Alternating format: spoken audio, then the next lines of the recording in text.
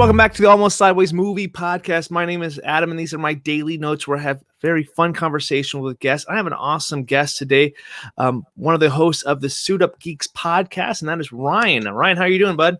Yo, what's going on, Adam? What's going on, guys? Super pleasure being here. Excited to get into like one of my favorite movies of all time, as you know.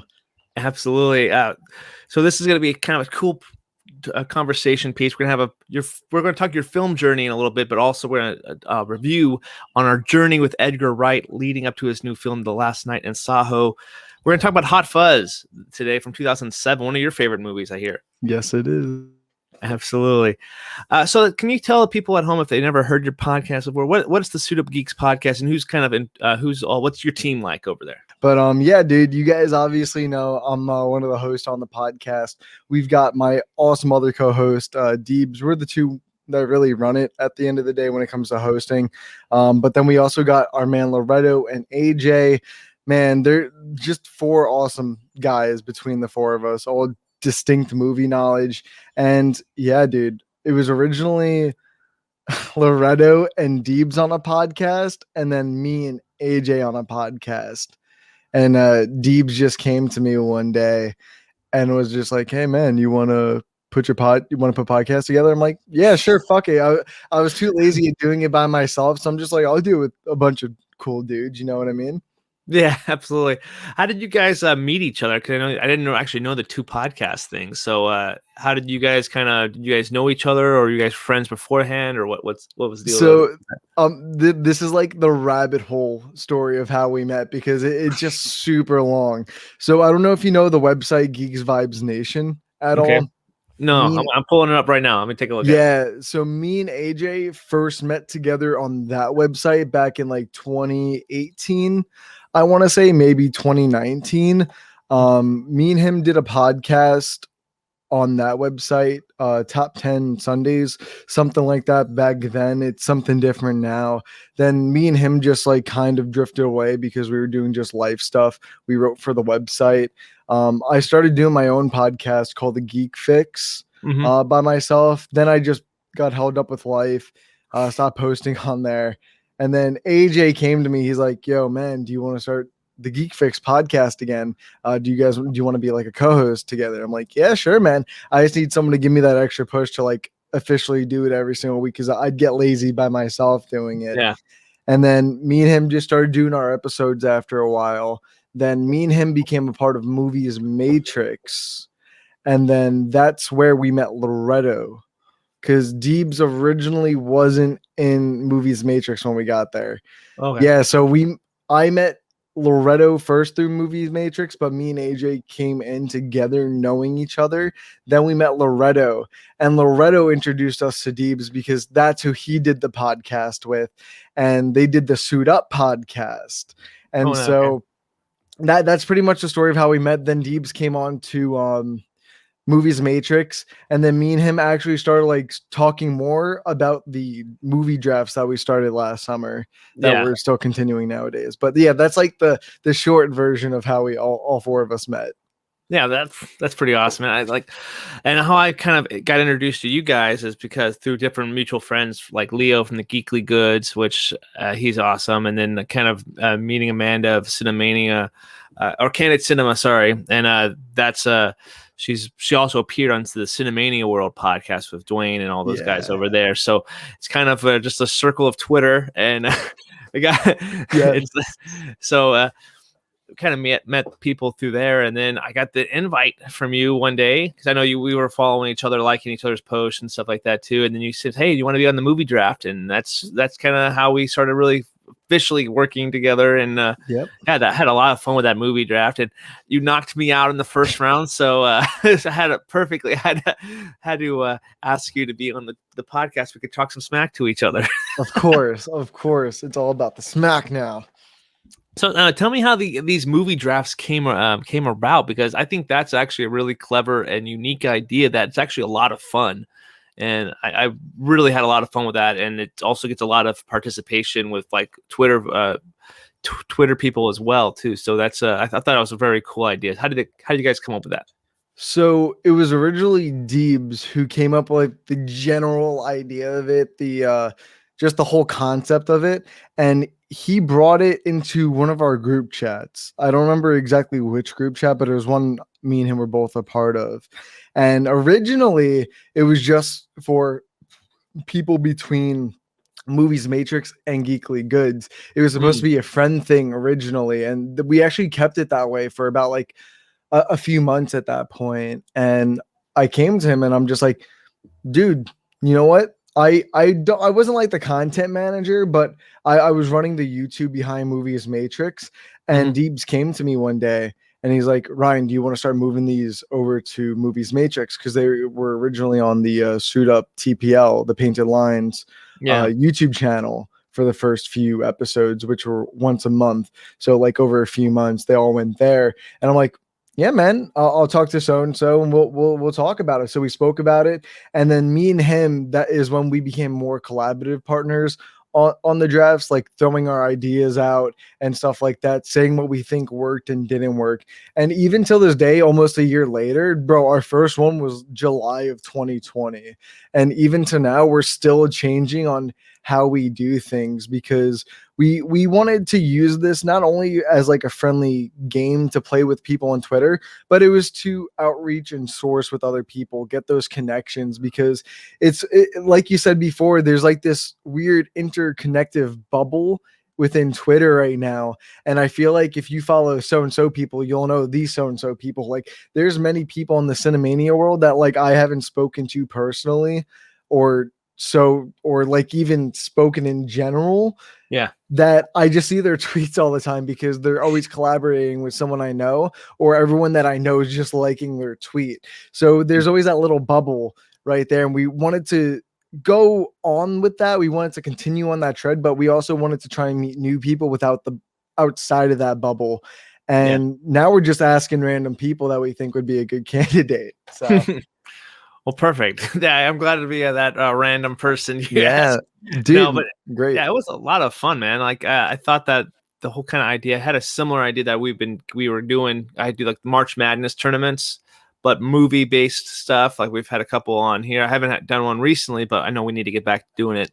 We do like a bracket of like 64 characters going up against each other. Who's going to be the number one? And I think we've done Star Wars characters, and we've done superhero versus villains. So the first round matchups are always heroes versus villains. You not only need to know how to play the game, but you need to know how to play the audience, which is something that I think is really cool that we started to incorporate about like, if you noticed before or no, after the drafts, once we officially draft everything, the runner of the Twitter account puts all of our teams onto Twitter, and everyone votes out of A through D or F what they think it is. And then we do the Twitter vote. That's how we figure out our winner at the end of the day. So it's not only something within the community that's within that video, but everyone else gets to interact, because even if they didn't watch the video, they still know our teams and they can still compare those, which I think is really cool at the end of the day.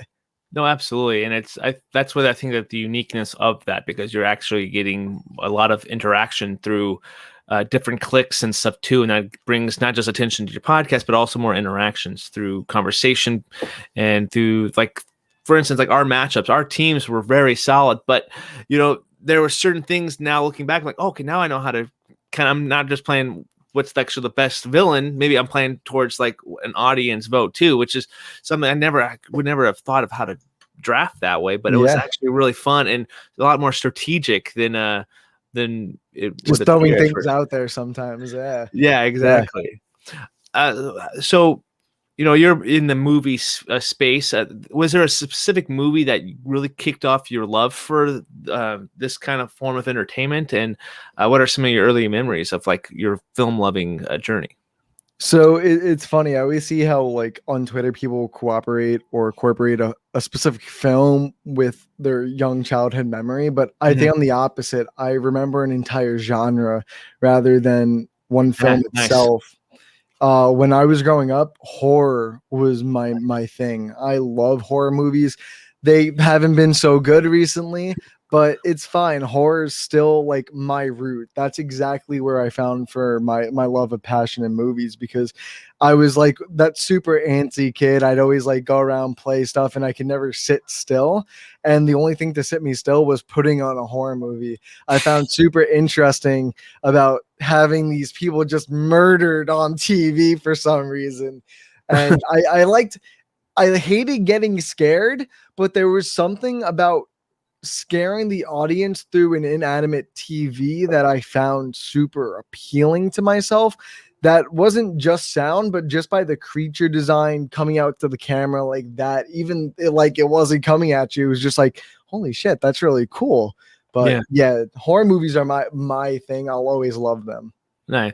Growing up, was there specific ones that you were more drawn to than others? Like maybe like a subgenre of horror, or different creatures, or maybe the slashers or anything like that? Yeah, so I grew like I know I diss on Snyder a lot, specifically for his DC movies, but man, oh man, his '04 Dawn of the Dead film is something that I love. I absolutely adore that film. And like within the subgenre of horror, zombies is my favorite like subgenre. And this is the movie that really added that for me.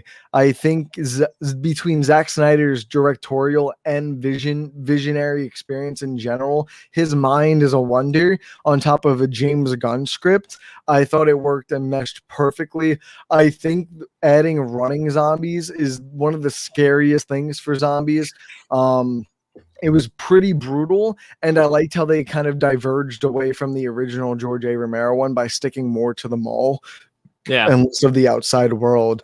But yeah, not only is it my favorite horror movie of all time, but it's also my favorite Zack Snyder film of all time. Nice. I agree. We actually just reviewed that. Another host of our podcast, Todd, and I reviewed that movie leading up to Army of the Dead. And we got to say, like, that's one of our favorite. I think Watchmen's up there with me too, but Dawn of the Dead, I would never associate that with Zack Snyder. I said that in the review too. But it's a fantastic film that is truly underrated. One of those movies that the original is better than the remake. I don't know. This one's remake all the way. Yeah, it's both of them are good. I need to, both of them are really good, but it's tough, man. That Zack Snyder vision of Dawn is freaking fantastic. Really, really great little film there. What other kind of horror films that you were kind of drawn to growing up?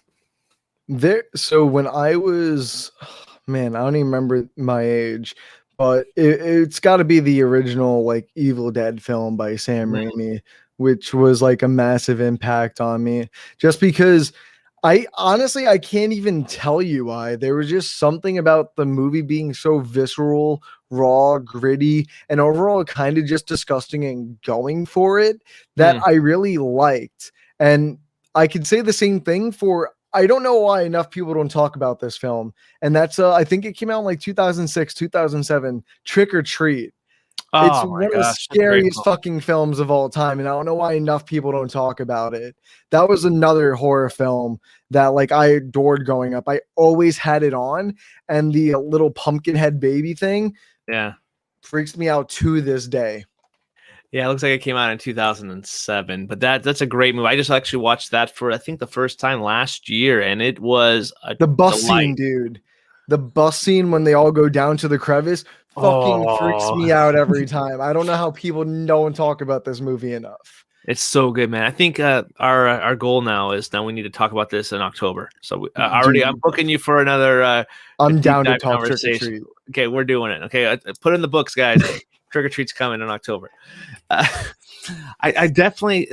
It's kind of cool that you're not just you're a genre person, not just like this movie here, this movie got me over here, but this genre of horror. And that's kind of cool because I've talked to another guy, Cody Leach. I'm not sure if you're familiar with him, but he's a big horror guy, and that he grew up watching like the Chucky or Child's Play franchise and all these different creatures, but he always kind of associate like this is fake, this is not real type of thing, and that never freaked him out. Was that kind of how you were in a way too? Like you kind of knew it was a movie, but you were kind of compelled by how they did it and how they did these things, or? I That makes think, sense. yeah, no, I think when it comes to horror movies, the thing that really drew me to them were, for some reason, I still think they're the most grounded genre out of most of them. I mean, if we look at Get Out, I mean, besides the brain switching thing and stuff like that, it's a pretty grounded tale on racism. You know what I mean? You could Yeah. tell these different class act stories and still call it horror when it might not be in a traditional horror like Halloween, where you just got someone going around murdering someone without a face. You know what I mean? And the same thing goes for Us too, and The Tethered. Yeah, yeah, that makes sense. Yeah, and what are if you could sit here right now and recommend some movies that to people that may not have seen? Is there some horror recommendations for people that you got to watch this? Dude, this one right here, The Void. I don't I've heard of remember this. what year it came out. I think it might have came out 2016, 2017. So, bro, literally nobody talks about it. Once I saw it, it was my what's the name? It was my arrival for the horror film genre. That's how it made me feel. Like, it was something so unique and different. It's about like it's a police station story, but like the KKK cult comes in, and next you know, there's just Cthulhu coming out of nowhere. Like, it's just fucking bizarre and crazy that people need to watch that. I know this is a series that everyone knows, but for the worst reasons. And I will stick for my guns on the Saw franchise. Everyone says they're torture porn, which I agree they are to some extent, but I do truly believe that underneath everything, there's a much more interconnected and layered story that I will say the last two films that came out kind of diverged away from, but those original 7 films, I've went down the rabbit hole of Saw films, and dude, from everything written to each individual paper just connects back to each and every other film, even if it's a film that hasn't come out yet, because the Saw franchise is infamous for having such a rough and scratchy timeline that people just don't even really know.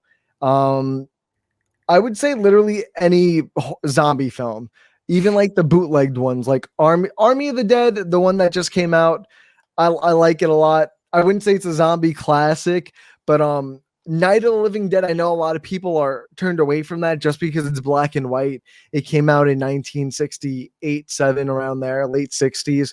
But man, did it revolutionize not only the zombie genre, the horror genre. Yeah, but it's a fantastic film. Dude, on top of like its film building, it made fucking layers and screamed into Hollywood by casting an African American actor as the lead role. And so this film just puts its supplements and seals itself in history as not only just being a great zombie film, a great horror film, but I would say it started a revolution in hiring different race people in lead roles.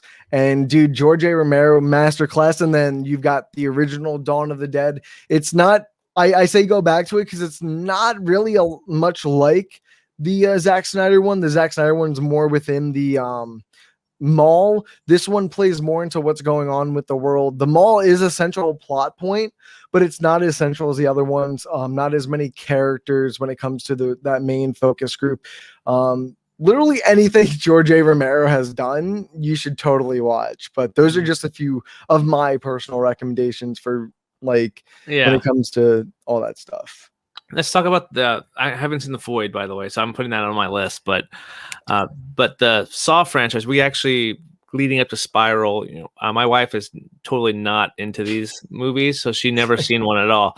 But I was like, I kind of want to do a review talking about the original Saw movie for Spiral for the channel, and she sat through it, and then of course she wanted to watch the rest of them, and she really, there's a couple traps like the rack that we fast forward a couple times, fast forward a little bit, but for the most part, she did really well. And then we followed that up every night after we watched it with I don't know if you know who this YouTuber is, but ZZ World.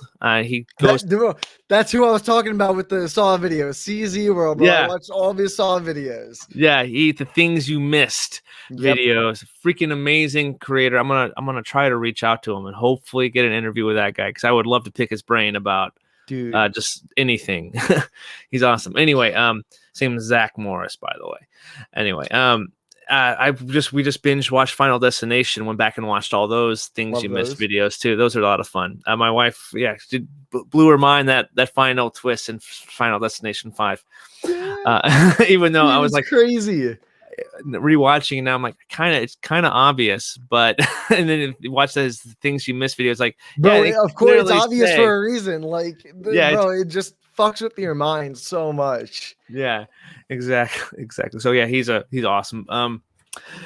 Because you said horror this time or around now, recent horror hasn't been the greatest. What are you seeing in horror films that you're like, I absolutely hate this crap? Honestly, it's going past their benchmark. And when I mean that is, we're living in this day and age where everything needs a sequel, a franchise, a universe, thanks to Marvel. And I'll say it on the show, Conjuring 3 I did not like. Quiet Place 2 is far less superior than the first one in my opinion. Even Spiral too, like this year alone, just like some really good memories of those. Like right now I'm watching the original, or like before we started this, I'm watching the 28 Days Later. Like this is my first time watching it, and I think it's good, a little overrated, but like that came out years ago at this point. But like back to my point on like with the Spiral new stuff is they say they have these new twists and turns or something that can reinvigorate the genre, where in reality Spiral didn't do anything new. If anything, went a little bit back in my opinion. Conjuring 3 just didn't have James Wan.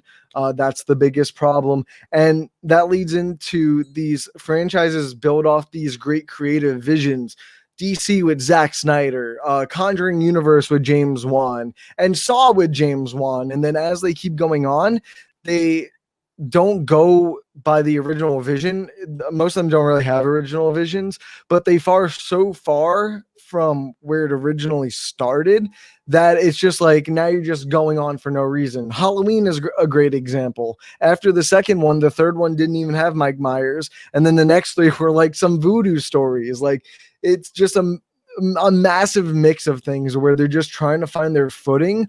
When they found their footing, now they're just tripping over their own legs. And that's how I feel about the horror genre nowadays. No, that makes sense. Yeah, I haven't seen the new Conjuring one. I know it just hopped on HBO Max, so I'll probably check it out sooner rather than later. I want to hit on what you said about the Halloween franchise. That's one of my favorite horror franchises. Obviously, Halloween, the original, is the classic, but I'm also a huge fan of Halloween 3, Season of the Witch. I know it's an anthology film, and that's how how they wanted to go originally. They didn't want to do all these sequels, but you can't beat Mike Myers. So I look at that as the film itself and where it ranks. There's some really bad ones in the Halloween franchise I'm not a big fan of. I know. Yeah, but there's some really fun ones. Like I really am a big fan of Halloween H2O. Like that's a fun movie. I like the original Halloween 2. I enjoy those Rob Zombie ones. I appreciated the mixture. I like the first one. The second. The second one, I appreciate how different unique it was. The uniqueness of what he did. He changed it up. It's so crazy, but I kind of like how much everybody hates this movie. Dude, it's insane. Like I will be a supporter of the first one. I like the direction that it's just too long for me. It's too long. Yeah, they spend way too much time with him as a child. I feel like if they spent a little less time, it would have been perfect. But like even down to like the remake stuff of like him hunting down Laurie is, I think it's really great stuff and actually really scary. So no, I agree with that. Yeah, he's brutal in that those movies. So. And I enjoyed the new Halloween 2 film. So that they just did a couple years with David. Oh, what's the director's name? David Gordon Green. Yeah, David Gordon Green. Yeah, I thought that had a lot of fun with that. So hopefully Halloween Kills coming out this year. Hopefully, knock on wood. I'm excited for it. I'm excited. It's funny what you mentioned. A couple James Wan franchises already saw Conjuring, but we never really mentioned Insidious too much, which is always a fun one that he also started. how do you how would you rank those three, like the first films that he's done on those franchises, Insidious, Conjuring, and the Soft movie? How would you rank them? Insidious is definitely last. I like Insidious too. That's my favorite one out of the. I don't like any of them. I think they're okay. all bad. Yeah, that's because I just don't like any of them, and I just stopped after the third one. It's hard because I feel like with Saw, he wrote the first two because it was Lee Winnell that wrote the third one by himself. James Wan didn't come back. He went to go do Dead Silence. Yep. So it's hard to compare because I feel like the first two Saws are usually arguable like as the better Saw films. Absolutely. And then, but dude, The Conjuring 1 and 2, dude, they when I say reinvigorated the horror genre, like they really brought the scares back in 2013 and 2016. I think like early to late 2000s, like the whole 20 to 2010 era was just like pretty lackluster for horror. They were really just trying to find their footing. It's all these really crappy PG-13 or R wannabe films with these really terrible actresses, directors, and they just want to go for the sex and gore. Like that's really where the horror genre thought they were back in those days. And I feel like with James Wan, he really took it back to it being a horror movie with the families, the hauntings. And Patrick Wilson and Vera Farmiga were perfectly casted as Ed and Lorraine Warren. And it's got that sense of realism. Whether you believe that it actually happened or not, that's up to you. But he definitely makes you think it was real. It was gritty. It was, I love the Conjuring film. So I'm going to go Conjuring, Saw, and then the Insidious movies. Okay. That makes sense. I agree with that rating. I think they were all. I enjoy the Insidious ones. I'm not like that's the ones I've only seen a couple times, but I think they're Insidious overrated. 2, yeah, I agree. If comparing franchise, I'd rather go watch a Saw movie or a Conjuring movie. Yeah, not maybe the Annabelle franchise because don't want to dig too much into except Creation. And I kind of had fun with Annabelle Comes Home because it kind of was like, oh yeah, this is like Marvel Endgame right here. This is the Avengers Endgame. They're just gonna throw all these different things at the very end of the movie. That's how I felt so the way I felt, the way you're feeling about that is exactly how I felt about Conjuring 3. Okay, that's a perfect way to explain it. Okay, perfect. Yeah. I'll take a look at that later, maybe tonight. Who knows? We'll see. But yeah, the James Wan, we're talking about him, and he's just a fan. You guys also did a James Wan throwdown. The guys did that yesterday, so check out that. I'll put the link to that video down in the description because it just ties in perfectly here, and maybe the eye above our head. Boom, boom. Anyway. James Wan, there was something about his visionary direction. Even like Dead Silence was a very creepy doll film where they ripped out your tongue, and if you scream, a very unique B-level movie, but still a lot of fun there. What kind of things do you?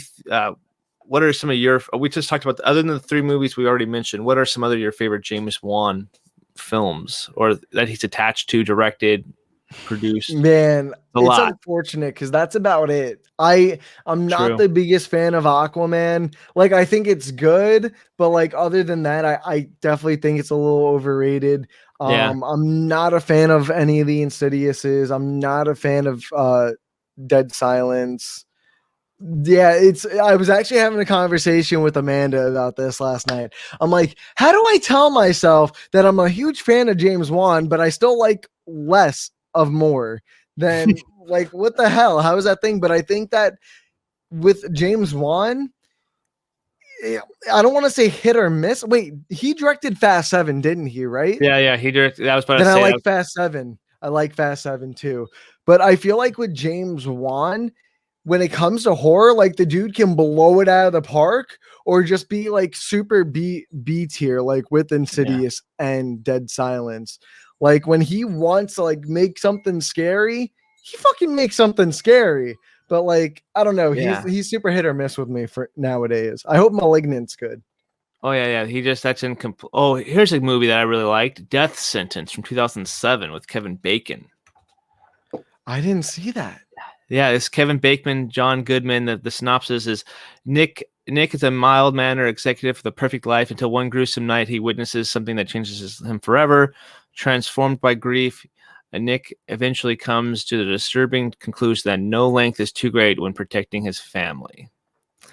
Death Sentence with Kevin Bacon. I remember him really liking that movie. Trying to pull up. that sounds familiar. Yeah, like his family dies and he goes after the killers and the part of it's the killers attached to John Goodman's mafia character. It's a pretty damn good movie. My wife, yeah, of course, yeah. Of course. But he's also directed like the Saw movie, Dead Silence, Death Sentence. He did a Insidious, The Conjuring, Insidious 2, Furious 7, Conjuring 2, Aquaman, Malignant, which are that movie that you just mentioned, and then Aquaman 2. He did like 16 movies. So yeah, he's done a lot of these horror films, but yeah, he's a visionary, but not a huge fan of all the works. Yeah, it's so weird when it comes to him. I don't get it. I try to figure it out. I'm like, how the fuck do I like when I like his movies, I love them. But when I don't like them, I just don't like them. Like I could care less about seeing them again. I'm like, how does this work? You must be a visionary to do that to me. Yeah, you must be. So one thing I wanted to mention, I know that you make a bunch of short films. You just had a film that gets submitted into a film festival. Yes, I did. I want to talk about that real quick. So yeah, I ironically enough made the short film for my final project in school. And I was sitting there, I'm just like, man, I really don't want to write this script because I was kind of in that creative block, the writer's block. And I'm like, man, I really can't think of a story. And so I'm just like, yo, mom, let's go shoot something for my final project because I had no one else around to do it. So she's like, okay, sure, let's do it. I didn't know what I was doing. So I just took a bag, my camera, a bottle of pills, and a knife and some ketchup. And I'm like, you know what? I don't know what I'm going to do with this, but fuck it. I'll figure it out. So I just shot a short film, no script. I did it off the top of my head. I actually wrote the script afterwards. I'm just like, okay, so I did this and this. I wrote the action there. And so a little unorthodox, but yeah, man, I didn't win, but it was still really cool to see that my little short film that I kind of didn't put too much thought into, but I think it was really pleasing to the eye. I'm really proud with how I shot it. Not the best story in the world. I just called it Juliet. I showed the one side of Juliet at the end of Romeo and Juliet where they pop the pills and kill themselves. But yeah, I'm really happy about it. And hopefully I'm shooting a new one in a few weeks with an actor buddy of mine. So I'm actually going to try this time, like put all my efforts into it. It's called Dear Dad. I'll leave it there. But yeah, dude, I'm super happy and proud that I got into a short little film festival by me. Oh, that's awesome. Where can do you have that movie streaming anywhere so we can take a look at it? Yeah, so it's streaming on my YouTube channel, The Geek Fix, for my short films. Yeah, it should be my most recent one, actually. Okay, I'll make sure to leave that link in the show notes and also the eye above our head right there. Yeah, so we make sure to watch that. I know I need to take a look at that. I saw that when I was scrolling through Twitter and you posted. I'm like, damn, that's freaking awesome. Like, but hearing that kind of story, that's, minimal effort, big reward, maybe.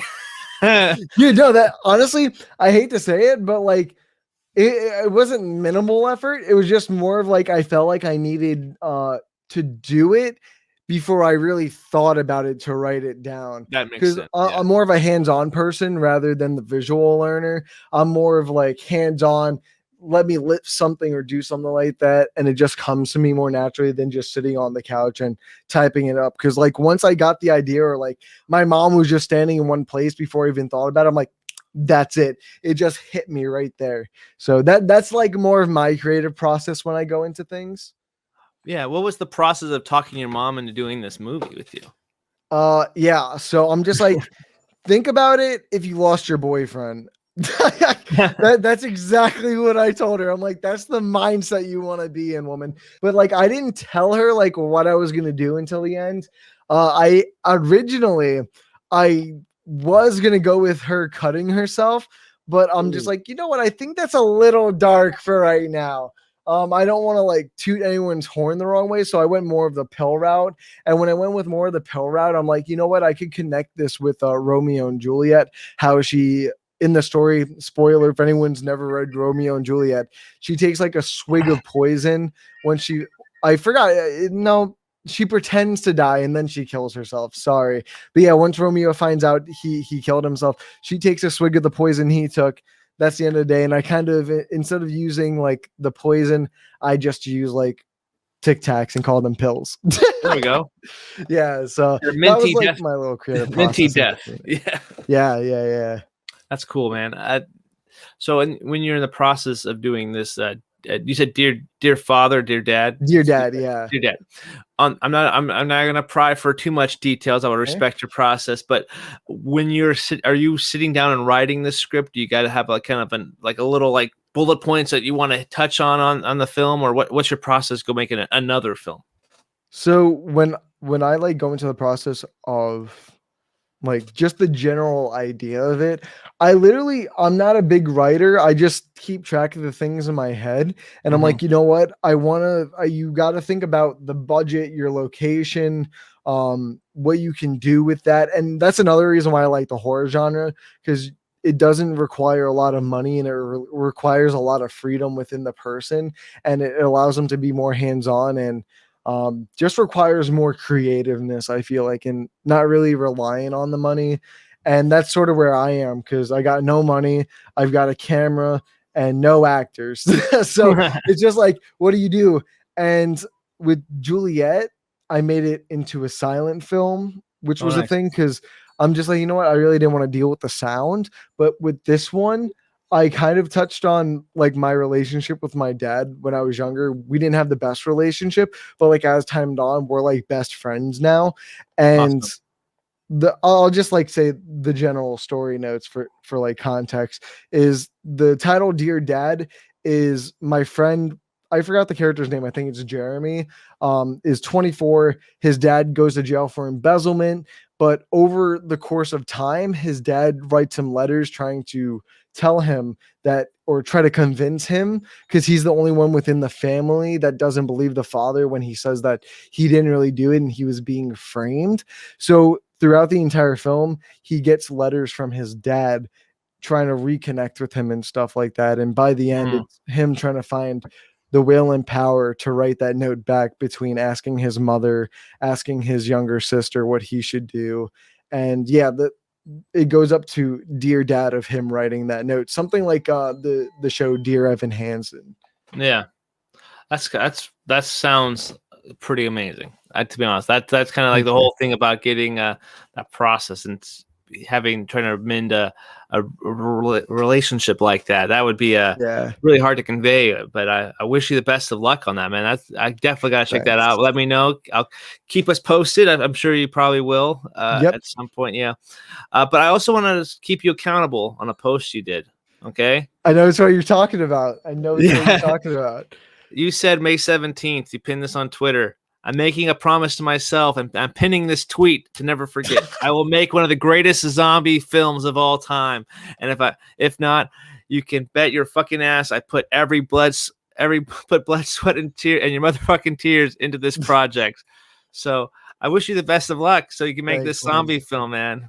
Dude, I gotta start. I want to really just pay tribute when I make that movie to my roots, the zombie genre, the horror genre, and zombies was like my first interesting topic or subgenre, I guess you can say. And I owe that a lot to Zack Synder and James Gunn for making Dawn of the Dead. And I know people want to say their thing about Army of the Dead, but I think it's just fun and a lot of blood, sweat, and guts in that movie. Say what you want, but I feel like Dawn of the Dead is the much more better made film. I'm glad Army of the Dead exists. It was a lot of fun. Yes. But yeah, there was a lot of mess with that too. Dude, I believe you. I know. That's what I say. Like when you look at like when it comes to Snyder and his zombie films, if you want like a real good story with really good acting and you want to have like some emotional I wouldn't say emotional payoff, but you want to stay connected to these characters, Dawn of the Dead 100%. But if you really just want to sit down, eat dinner, and just have a good time, Army of the Dead all the way. Yeah, exactly. Batista's fantastic. I will say that. That's exactly what I said. Batista is all I needed to be good in this film. Yeah, exactly. So we're talking about horror films, obviously. If you could describe your taste in films, how would you describe your taste in film other than horror? What other films do you like? And I'm gonna sound like every typical Twitter nerd. here we I'm a go. massive comic book movie nerd, dude. I love comic book movies. There's something to them to where, like, even if it's like the same movie as the last one, like Iron Man 1 and 2 are relatively like the same films at the end of the day. But Yep. I don't know, they're just good, especially with what the MCU has been able to accomplish. I feel like it clearly set a precedent for a bunch of other genres. Look at Mission Impossible doing their own franchise, the Conjuring universe, the Fell Dark universe, the Fast and the Furious universe now with Hobbs and Shaw a few years ago. Like, everything needs to have a universe, and that's because of these two fucking gloves right here. That's why. And dude, I don't know. They're just so fun. They always offer something new. Like, bro, Avengers Infinity War and Endgame literally brought 60 plus main characters into a singular 2.5 to 3 hour film. That just sounds impossible, but they managed to do it. Like, how? It's those things that just keep blowing my mind. And a lot of it too is the hype surrounded by all these movies. Like, I wasn't looking forward to Zack Snyder's Justice League, for example, but just because of what everyone's saying, I'm so curious to see it. Like, even if I'm not interested in the film, I will always see it because I feel like it's always being discussed. It's something that everyone can seem to have a conversation about, whether it's good or bad. They're popcorn films, but they also take themselves super seriously. Like, bro, I'll be honest with you. I think I've only cried twice in a movie theater. The first one was Marley and Me. Everyone cries at Marley and Me. And the second is when Iron Man sacrificed himself. Like, if a comic book movie can make me feel the same way about a dog dying at the end of a movie, I think that speaks like magnitudes. And especially when they get these actors that portray these roles for so long. And I think Hugh Jackman was a perfect example because he was the very first person to do it for, like, I think it was 20 or 20 plus years by the time Logan came out. And Robert Downey Jr. will always be Iron Man. Chris Evans will always be Captain America.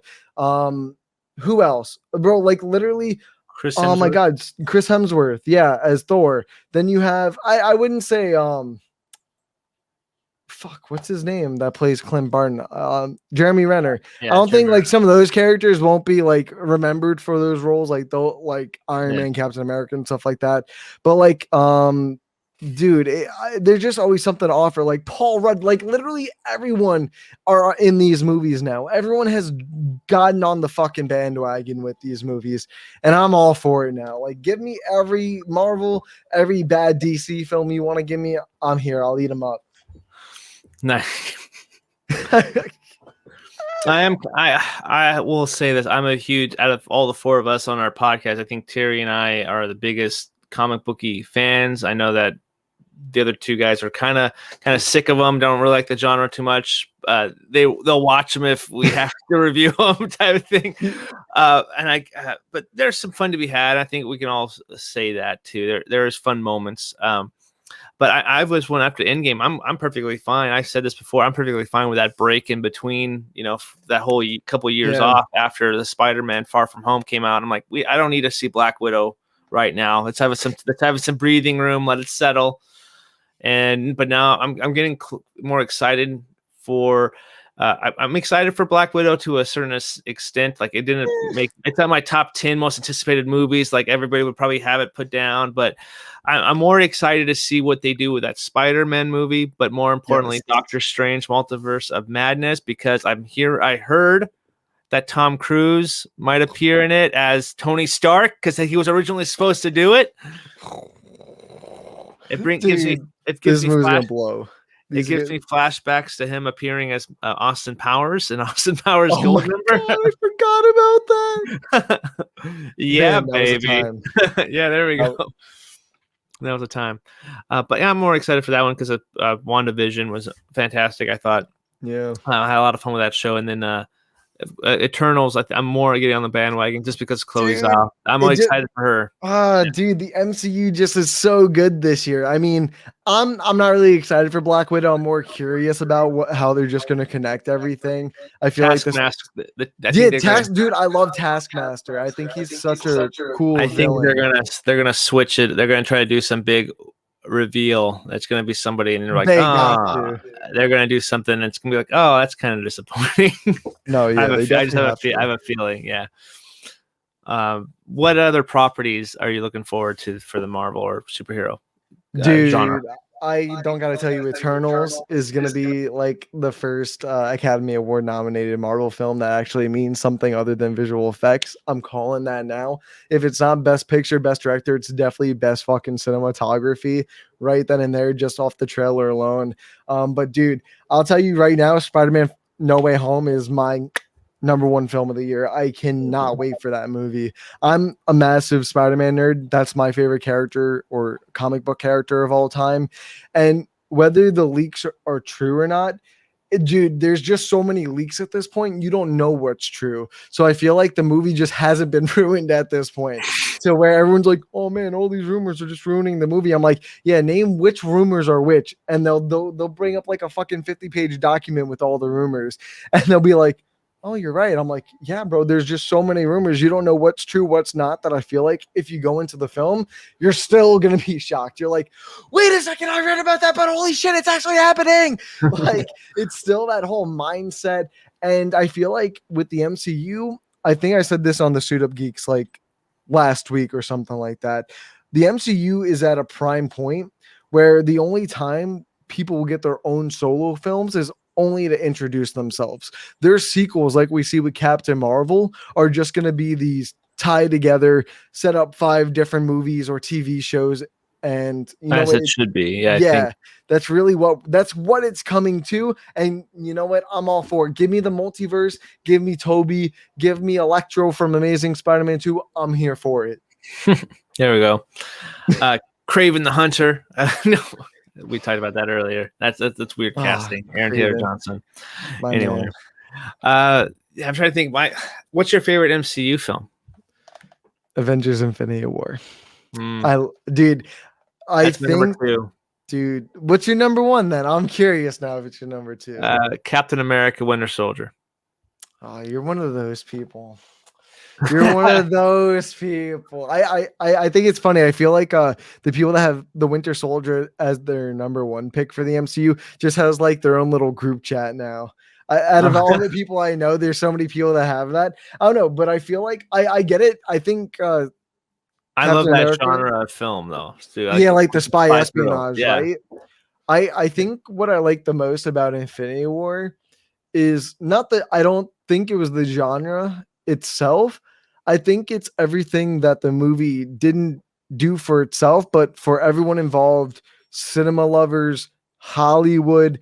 It was just a monumental film. This is a film that was 10 years in the making, and this is their moment. Do they hit it out of the park? Or do they trip over their legs so fucking hard that people won't trust it? Because I know that was a massive scare, not only for people out there, but for me, myself, is if they don't pull this off, how can we trust Marvel to do anything past what Avengers Age of Ultron could do? And at that point, or at this point, that's not a massively big film in context of characters to what they've done. And I think they added one of the best villains in not only comic book history, but cinematic history, and gave him a layer of depth in a film that's already so convoluted with 20 other films previously, all these other characters. If you hadn't watched the films, like, it just amazed me how they interconnected everything so seamlessly, flawlessly, and it didn't fail by any regard. It has the most memorable and jaw-dropping moments or endings in cinematic history. I can tell you, dude, I saw the midnight showing of this, and this movie didn't end until 3 a.m. My jaw dropped and said, fuck me. They actually did it. Like, yeah, we know they're going to come back, but when have you ever seen a comic book film or any film of that liking just kill most of the characters pretty much and say fuck it. You know what I mean? The biggest blockbuster that year up to that point when Black Panther, Spider-Man, people cried when those characters disappeared. Dude, I know I'm not the first person to say this, but seeing Peter holding on to saying to Tony, "I'm sorry I came," I'm like, bro, this was gonna happen anyway. You coming didn't do anything, but dude, it was just so heartbreaking seeing that their relationship, their father-son relationship, up until that point, and then he kind of just floats, withers away in his arms. And he's just sitting there like, how the fuck did this just happen? And then you're like, bro, you're on a whole different planet. Why are you worried about that right now? Like, yeah. Dude, I just think it was just a groundbreaking film. Yeah, I really like it as well. It's my, like I said, my number 2, followed by Endgame. Guardians of the Galaxy's up there. I think the first Iron Man is up there. Trying to think. Guardian, I think my top 3 is Infinity War, Guardians, and then Ragnarok. Those are my top 3. Nice. Yeah, Ragnarok I think is up there too for me. I really like that one too. What's your most disappointing? Not the worst film. What's the most disappointing film? Easy answer for me, and it's near the bottom of all time, or like comic books. Marvel. We're talking about Marvel. Marvel. Man, most disappointing. Oh, man, this is the one that I get the most flack for too on mine. Damn, I'm gonna be honest. I'm gonna say Captain Marvel. Captain Marvel, that's near the bottom of my list too. Dude, Captain Marvel's like bottom 3, I think, for me. Yeah, it's super low. But what is yours now that you said that you get a lot of slack for this? Guardians of the Galaxy 2. Oh, that's like number 4 down for me. I completely understand. Okay, good. Don't worry, my bottom is like you.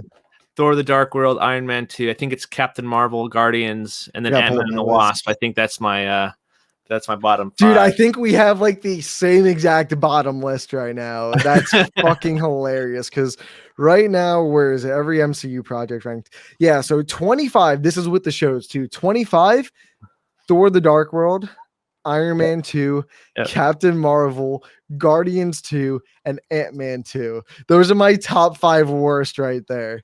Do we just become friends? Dude, I think we did. There we go. Step Brothers up in here. Step Brothers, I love it. Like, even I would say the most underrated or overhated Marvel film is definitely The Incredible Hulk. Oh yeah, definitely The Incredible Hulk. It's number 20 for me, but considering that it's 2008, I like it where it is. Yeah, and it's because it's the black sheep, because it's nothing really is tied into it yet other than Thunderbolt Ross, and it's a different Hulk and all that stuff. But they're bringing all those characters back for the She-Hulk show, at least, except for Edward Norton. Yeah, except for Edward Norton. Yeah. Doctor Strange 2. No, fingers crossed. No. Dude, imagine if that happened. It's like, it's a multiverse film. Oh my God. Oh my God. Just freaking out in the theater. I knew it. Yeah, so did everyone on Twitter, jackass. There we go. Yeah. All right, man. Closing out. I think it's a good time. Let's go into our other review. Yeah. Let's do it. So we close out this interview, where can we find you on YouTube, social media, all that fun jazz? So you guys, just so you know, my Twitter is @JustRyan again. I post just bad hot takes on movies all the time. But I also write for Geekly Goods. I do the podcast with my boys in our channel at the Suit Up Geeks YouTube channel. I have my own channel called The Geek Fix. If you guys want to check out my short films, I mainly post short films on there whenever. I also post my weekly podcast, or hope to keep it weekly, the Backroom Podcast. Got to get Adam on there for that. And then what else? There's something else. Oh yeah, guys, our drafts. We mentioned it a little bit earlier, but I would say once a month we try to get it on a Saturday. We do our drafts, and tonight, June 5th, it's probably already going to have to happen by this point. But yeah, June 5th, follow our Twitter for those updates. And hell, you never know. You might be in it one day. So give us a holler. Yeah.